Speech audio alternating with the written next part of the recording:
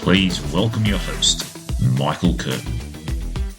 Folks, welcome to the Leadership Experiment. Bold ideas, real dialogue. I'm Michael Curtin. With me, we've got our subject matter expert, Clare Beumont, plus Christine Seddon and Richard Kelly. Today's topic, kindness as the perhaps underrated leadership superpower. We started in the live dialogue. Have you had a kind leader? What does kindness in leadership look like, and what impact did it have? And you asked us to reflect on our experiences of kindness in leadership. It really was a moment of pause for me, as it reminded me of my most kind leader that I've ever experienced, a British Admiral. He was deeply concerned for the mission and his people. He gave clear and blunt feedback, but it was never humiliating. It was always strategic and, most importantly, always humane. I remember him fondly because he held these standards and held us as deeply human beings. I remember that really resonated, your story, Michael, about your leader. And one of the other members in the dialogue mentioned her experience of having a kind leader. And she said that that leader wasn't necessarily the nicest person, but they held her accountable for the work that she was given. And they held her accountable in a really compassionate, sort of humanistic way. And in a sense, she felt that having that type of leader really set the bar high for her in terms of her hopes and expectations for other leaders, and for herself in terms of how she was going to choose to lead others as she embarked on leadership. Yeah, she said, I think, that leader had spoiled her for other leaders. And that's really the felt impact of kind leadership in action. Just at the start of this podcast, let's get really clear on a couple of terms. We're talking about kindness in leadership. It's not niceness in leadership. Niceness avoids discomfort. What we're talking about here is kindness with candour, all in the service of performance and people. So there's a really an outcome-focused aspect to kindness in leadership with a compassionate approach to it. And that's really kind of what this whole dialogue centred around. So for me, this is important, but it's probably useful to get some clear definitions here. Claire, do you want to lead us through some of these things? So this is just a working definition as I explore this space, but at the moment what I'm talking about as kindness in leadership is deliberate, pro-social actions that balance care and accountability. And one of the key things that I'll talk about later on is this concept that it's repeated action. It's not a mood. It's not an emotive piece. It's deliberate, observable behavioural action in service of others. That's really insightful, Claire, because I think one of the things that I took out of the dialogue was that kindness isn't being nice. It's actually hard to be nice. It's not a soft skill. It's actually a hard skill that leaders have to learn to hold people accountable and have that candour that you say that balances the empathy with the actual holding people accountable to outcomes. 100%. And again, I'm going to go into this. I've evolved my thinking and I have a formula that talks to this, but there's a capability element to this as well, for sure, Richard. I think that's a really good observation. And the other thing that I think is a really nice observation from what you say is that wisdom component of it, which came up in the dialogue, as we know. I think certainly I reflect on myself. I'm a kinder leader now than I was at the beginning of my career, for sure. And some of that is because I've got wisdom and experience. A lot of that's also because I'm less defensive and more secure in myself. And again, we're going to talk about the impact of that from a leadership perspective. It's interesting if I just spend a moment, because he did challenge us in the dialogue, and Michael shared quite eloquently his admiral that was a leader, and it got me reflecting on the kind leaders that I may or may not have had, and it was actually when I couldn't think of a kind leader, but when I thought of my best leader and I kind of unpacked why I thought they were the best leader that I had, it was really got down to some of your definitions around kindness. That's good. I'm sorry you feel you haven't had a kind leader. I kind of struggled to come up with that myself. And if you remember in the dialogue, people really had to pause and think about that, which I think is telling and a little bit disappointing as well. And again, rich ground for us to discuss, right? So, Claire, I'm looking back at the dialogue, and you took a role that was really kind of beautiful. Almost an historian type role that created a bit of context for us to go deep. So I'm going to invite you to the same again. Can you give us some of that? Kindness has probably existed for quite a while. Why? Give us some of that. Well, thanks, Michael. I mean, the benefits for classical education. Hey, I wanted to understand kindness more. We've got this real paradox. It's not a paradox. It's a big question for me. We all intuitively get kindness should be what we do in leadership, and yet we don't demonstrate it a lot. So I kind of wanted to go back and understand what can we learn from our history, from our philosophers, from our religious leaders, from our moral teachings. And that drew me into kind of the wonderful world of kindness in leadership. And, it took me back to 3rd century, where Buddha was preaching the Dasa Raja Dharma, which are the 10 real virtues. And then Confucius talks about Ren and benevolence as being the highest leadership virtue, and, reflected in Western philosophy as well. Aristotle talking about magnanimity and justice, which includes kindness to those of lower status. So there's a really rich history and kind of journey around kindness in leadership that we can find when we go back to kind of our ancient teachings. So it's kind of curious. Here we are as what we believe to be a relatively sophisticated human society talking about leadership. And yet we seem to have forgotten some of the key things that have existed in our societies and have driven leadership across time.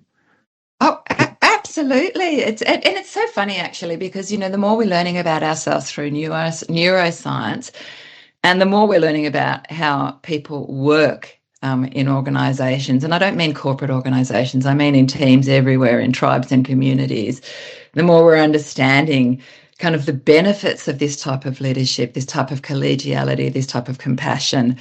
And that's breaking new ground, even though we've been talking about this for a long time. So for me, Claire, that short history lesson really emphasises this notion that in our societies, various across time, kindness has existed quite strongly, and yet here we are talking about it again in our Western society. We spent a bunch of time in our dialogue diving a little deeper on First Nations cultures and the notions of kindness within those societies and how it worked. Incredibly important. We looked at some Australian First Nations, some Maori and some African nations. Take us through what you were sort of thinking as we went in there, Claire. Yeah, look, I was super curious, Michael, to understand what can we learn from our Indigenous leaders in this space, because I think a number of the values that I understand about kind of our First Nations really resonate with me and seemed really topical in this space. And once I started digging, there is so much in it, even just Aboriginal law and teaching that talks to the role of compassion combined with a kind of a strength behind that compassion, a compassion with a purpose. And I had a lovely time actually trying to understand kind of some of these principles. One of the things that really stuck with me was this concept of Kanyini, which comes from the Yakatunjara traditions, and I apologise if I haven't pronounced that correctly. But that's that concept of unconditional love with responsibility. I really like that. And they talk about that unconditional love with responsibility for people, for lands, for laws, and for story. And if you think about that in modern times, that's accountable care in leadership. it's not sufficient to just feel for the people that are in your business or in your team or under your care. You carry a level of obligation. You carry obligation to act for their well-being and for the integrity of the whole. And for me, I think, that's a really wonderful lesson for us as modern corporate leaders to take into our practice of leadership. That Pitjantjatjara phrase, Kenyini, that really, really resonates with me. That notion of unconditional love with responsibility. And there's, 3 fundamentally important words in that: unconditional love and responsibility. So that was buzzing for me. I was really pleased to see you bring that out. What about you, Richard? And Christine, Richard first, what else was buzzing for you? So I love the connection back to First Nations people and this concept around how they approach, I'm going to say problem solving, but listening, this Dadiri notion, that deep non-judgmental listening before deciding, that everyone gets a say, that there's a pause there. It's deep, and it's a connection to place. So I found that really, really insightful, and hopefully we can bring a lot of this discussion that we're having here into our actual leadership conference early next year. Yeah, absolutely. And I loved the concept of Manakatanga from the Maori Nations that Clare shared with us. And I remember Clare saying that the Maori Nations, or the Maori people, would always frame their meetings, and particularly when they've got to have very constructive dialogue, in a way of dignity, so that the people felt that they were respected and cared for, and there was a gentleness to how the conversations would be carried about for a decision, so that it wasn't just about the decision itself. It was about how they came together and respected and uplifted each other through that process. And I also remember you talking about the concept of Yindi Yaramara, and I apologise if I've pronounced that incorrectly, but that was also about going deeper than just respect. I remember you, Clare, you sharing with us that it was about being gentle and considerate and going slowly. And often when I reflect on leadership, that is one of the biggest challenges in today's context of being able to slow down so that you can be fully present with others and be considerate to others and show up with heart in what it is, whatever it is that you're doing and who you're interacting with. So that was another reminder to me, and how we can think about applying some of these wise concepts from the Indigenous peoples to our contemporary leadership. Yeah, I love it. There's so much to learn from this stuff. So yeah, I really love that reflection that you've given there. Thank you. Well, thank you for sharing them. I loved how you took us through the history of kindness and leadership, and I really see it as one of the greatest opportunities for us, particularly as the world is changing at a fairly fast pace. So I think it's one of the muscles that we could all potentially lean into a little bit more. Sure, 100%. We need more kindness in the world. And the interesting thing, the thing I always find a bit interesting about this, these principles, we know, even though certainly I've never been able to name them, according to First Nations principles, but we do talk about some of these constructs, in our normal leadership conversations, when we talk about pause principle, for example, or we talk about servant leadership, for example. There's a lot of linkages there. I think this is maybe just trying to bring that focus a little bit more to the kindness aspect of that. Absolutely. Yeah. And I really noticed our colleagues in the dialogue were sort of leaning in. You could see their faces in the webinar sort of really engaged on this.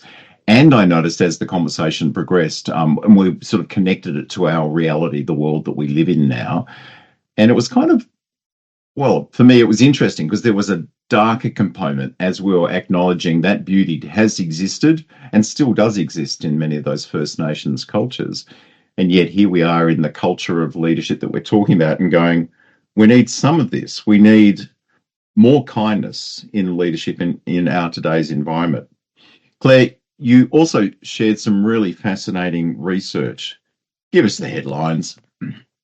Yeah, I mean, it's pretty disheartening stuff, actually, what you see about the impact of lack of kindness in leadership.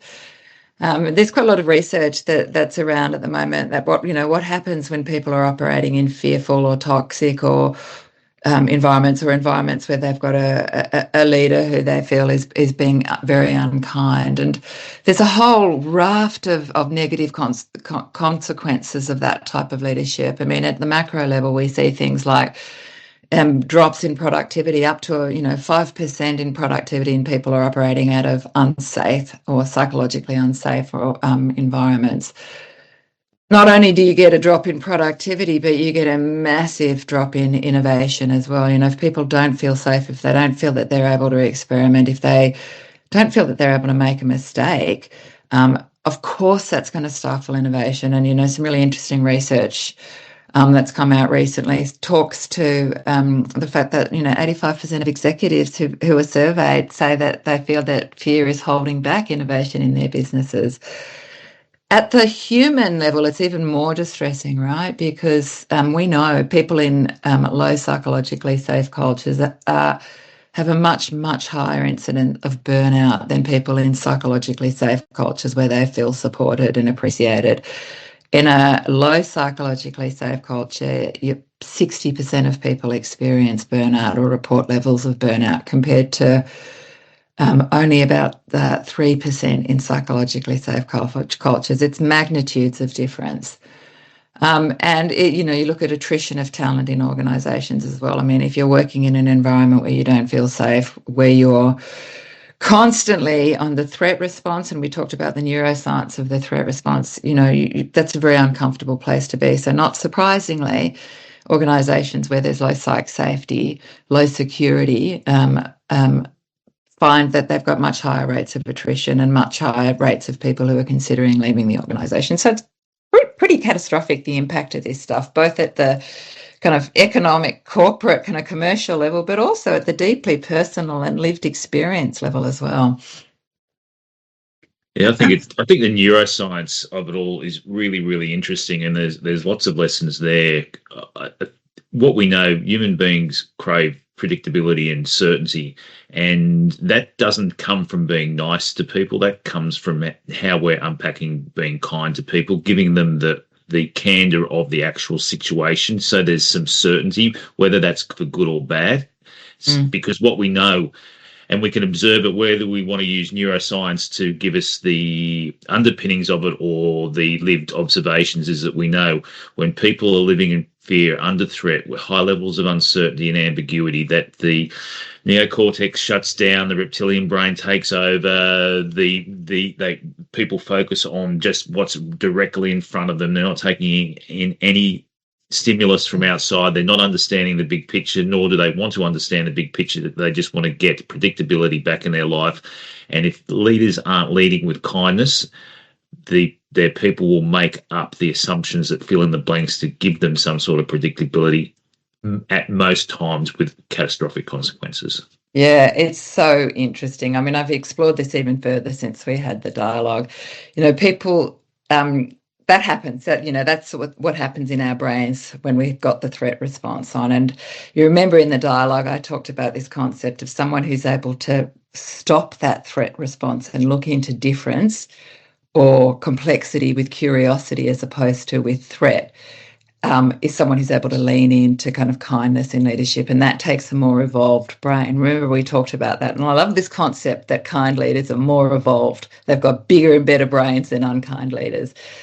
And my further reading around this topic has kind of shown me, challenged some assumptions. So Charles Darwin actually talked about this as well. People often say he talked about survival of the fittest, but actually, when he talks about the survival of the fittest, he said those people who were best able to survive were those people who were able to cooperate with each other, who were able to build communities. So it's evolutionary, that even though we've got this threat response in our brains, those people who are able to override that threat response are the people who are able to be successful. They have been in the past. So that was a lovely new spin on it for me as well. So clearly this is real. It's measurable. There's a scientific body of research across many domains that all connect here. So let's talk. What are the stakes here? This isn't just the feel, the vibe. It's about risk and ROI. Claire, what's the evidence here? Evidence is blunt here, Michael. Psych safety drives performance. We know it. The Google Aristotle review, Project Aristotle, talks to that very eloquently. I'm not going to go more into that. We know also through a recent MIT Sloan Management review that bad culture, it predicts attrition 10 times more than pay does. We also know that there's an increasing cost of incivility in the workplace. Harvard Business Review have done some really interesting research in this space, and they've linked it to kind of poorer customer outcomes as well, which is also interesting. I shared in the dialogue the rate of burnout in Australia is pretty horrific. A recent report cited 44% of Australians experiencing burnout in 2023, and we've seen that reflected in kind of workers' compensation claims. So Safe Work Australia reports that 9% of serious claims in the period 21 to 22 related to psychological injury claims, so psychological distress caused through work. And that was a 37% increase since 2018. And really concerning, a recent Gallup survey has kind of said that Australia and New Zealand is really highly ranked in terms of the level of stress that people experience in our countries, which is not a great thing at all. So there's a lot of data here. And Christine, you made some interesting comments during the dialogue as well. The first one I recall was, how do we translate these measurements into something? What were you thinking about as you made that comment? Yeah, I remember this discussion in the group where we were talking about leading indicators of kind leadership and how that might show up on a scorecard. And that might relate to the employee engagement measures that we get, how quickly people are providing feedback to others in the organisational culture and putting in their performance management requirements. How people have role clarity in the organisation as well, because a kind leader is one that provides accountability and has the courage to provide feedback as well when a person is doing well and when there is opportunity for them to develop. We also talked about the lagging indicators of kind leadership and essentially what might appear if there is a lack of kindness within the organisational system. So things like the reverse of employee engagement scores being lower, people not feeling like they're being respected or valued or cared for, not being given transparent feedback. We might see higher attrition. We might see higher sick leave and the like. So these are some of the lagging indicators that can tell us a little bit about the leadership philosophy that's permeating throughout the organisation. This has been a fascinating discussion. It really has. It's got me buzzing. And I thought it might be useful just to hold a reflection each. Christine, can I flick across to you? What's your reflection on what we've been talking about so far? Well, one of my biggest reflections was that we need to talk about kind leadership more often and to spread the word and role model it with each other. And the other one was around modern neuroscience and, the evidence showing that acts of kindness can stimulate oxytocin and dopamine, which creates a bonding and reward hormones within our system, which can build trust and reduce stress. And wouldn't that be a lovely place to be in and a work environment to work in? So, yeah, it was those two, talking more about it and the effects of kind leadership and the impact we can have on others and on society. Thanks, Christine. I'm going to experiment. And for me, this has been an important part of my leadership practice for the last 10 years anyway. But I will role model blameless postmortems. I always try to learn and help our team learn, but I'm going to role model that and share credit in writing so it actually becomes more sustainable just than the passing of the word. Richard, where are you? Yeah, I'm going to build on what Christine said because I think there's something really in that neurological response to kindness that is underappreciated in terms of combating the fear that we find in many organisations. If we realise that that kindness is the antidote, and kindness builds trust, and trust is the currency of building high performance organisations, then I think we're starting to get to the DNA of how we drive successful enterprises. Well said, Richard. Claire, what about your reflections at the moment? Yeah, I'm gonna keep trying to demonstrate kindness in little and big ways, and by little ways I mean the common courtesies like saying thank you, and by big ways I mean the systemic and structural things like thinking about the decisions that I make and the impact of those decisions and the way that I make those decisions and how I collect perspectives from others and show respect for their opinions along the way. So, yeah, a few things there. And, talk about it more. I mean, this needs further conversation. It does. Folks, kindness isn't a sentiment. It's neurobiological risk management and culture design. If we want innovation, if we want to reduce fear and raise the truth, if we want retention, we've got to stop rewarding this fear factory. Take one practice this week. Pick one person, give one specific candid piece of feedback within 48 hours, and log how long it took them to respond and what changed.